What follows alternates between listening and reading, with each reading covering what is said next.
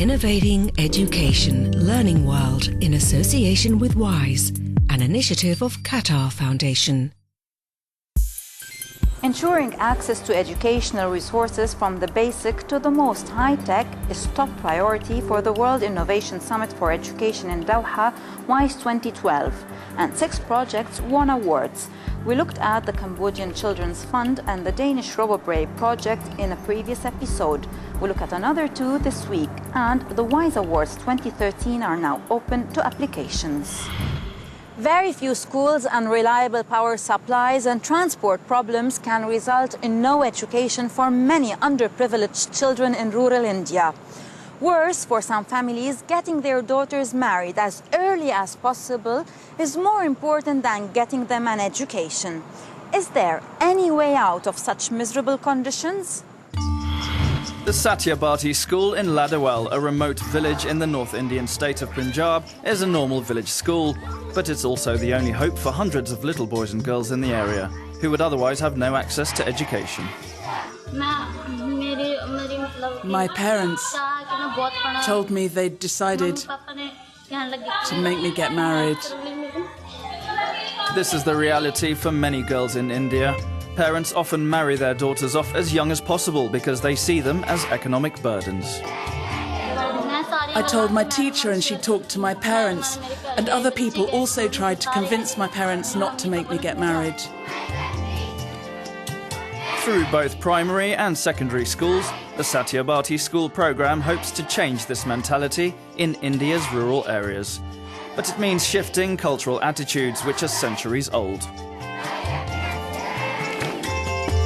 In the year 2006, the Satya Bharti School Programme was born, where Satya Bharti Mittal and the trustees of the foundation felt that we need to do something which is going to have a greater and deeper impact, which is something we can control fully, right, and more meaningful. To establish schools in villages, to provide quality education to children from marginalized and underprivileged communities who otherwise may not be able to afford schooling or may not be able to go to school because of circumstances at home.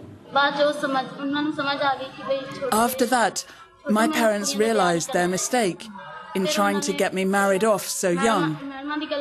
And then I got the chance to continue my studies here. In 2008, when this school started, this area on the banks of the river had no school within a radius of 3 kilometers. The majority of villagers in this area belonged to the labouring class. They had previously never sent their children to any school. Girls are our big focus because in this community, many parents get their daughters married off at a very early age, even under 18 years old, which is illegal. Girls are especially vulnerable. Many are married off as young as 10. It's an all too common practice in India. So what we've done is an attempt to really corporatize and the best practices from corporate India into management of rural education. It's a tough one. 254 schools with 254 villages, 4-5 villages feeding into each of our schools, if not more. So that many people being impacted. Spread of geography across 6 states in India. Launched in 2006, the programme aims to bridge India's education divide, but it doesn't ignore the practical realities. Here, when you get into rural India, you have to encounter all the challenges which come with that, in terms of no electricity for 12 to 14 hours in a day. So how do you run your computers? Teachers having to commute to villages where there's no public transportation available. So how do you get good teachers and keep them in those schools? Children, first generation learners, parents have never been to school. How do you convince them to send their child to school who could be an additional wage earner for the family? It's not only about quality education, it's about changing lives. Just as my life almost came to an end, then it began again. I'm determined to fulfill my dream of studying properly and achieving something in life.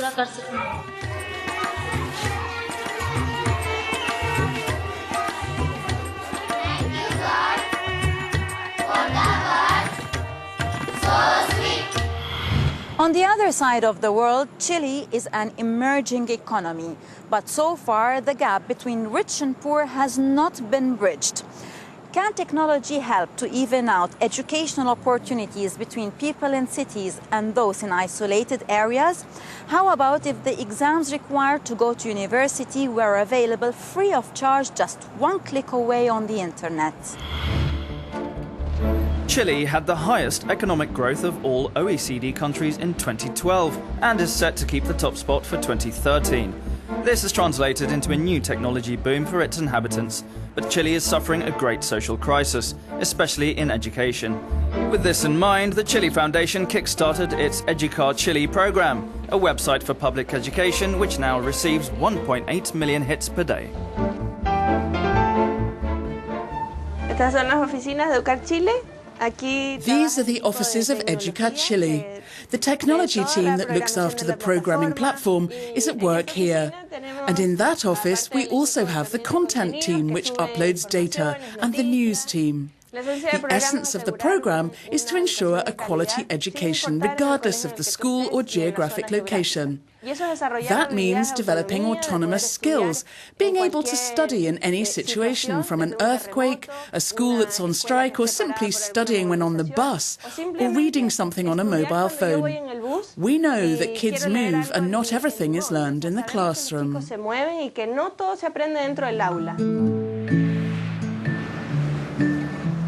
Talca is a 3-hour drive south of Santiago. A small provincial town, it was the epicenter of the great earthquake of 2010.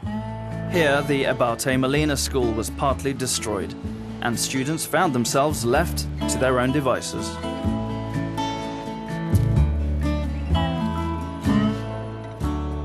Bueno, el terremoto. Well, the earthquake occurred on a Friday night at 4 a.m. Emergency measures were in place, nobody could leave home. And we were very concerned for the students. The first thing we suggested to help one another was that they use the internet. And then, by connecting to EducarChile, they would have support from the school that we just couldn't offer at the time. Porque allí entonces iban a tener el apoyo que nosotros no les podíamos dar físicamente. Still in the process of reconstruction, the school remains in a fragile state.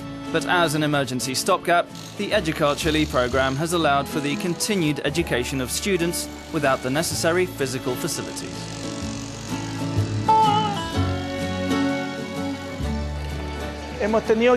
We had to install these prefabricated classrooms, and here there are 2 classes which work simultaneously. In each class there are 45 students. Under such conditions, the management and teachers put their heads together to make use of the existing resources. They came up with the idea of using the Educar online tutoring programme for more than emergency use. One of the prefab buildings is now fully dedicated to using the internet and the EducarChile programme under the supervision of a teacher. EducarChile was a big help because it levelled the playing field, giving us the same standard of education as other colleges. Above all, the EducarChile programme is aimed at the equality of education across all areas. In the centre of Santiago at the University of Civil Engineering, the most prestigious in the country, we find Manuel, a student from an island in southern Chile, who entered a high school programme thanks to EducarChile. Chile is a big island in the south of Chile, in the 10th region.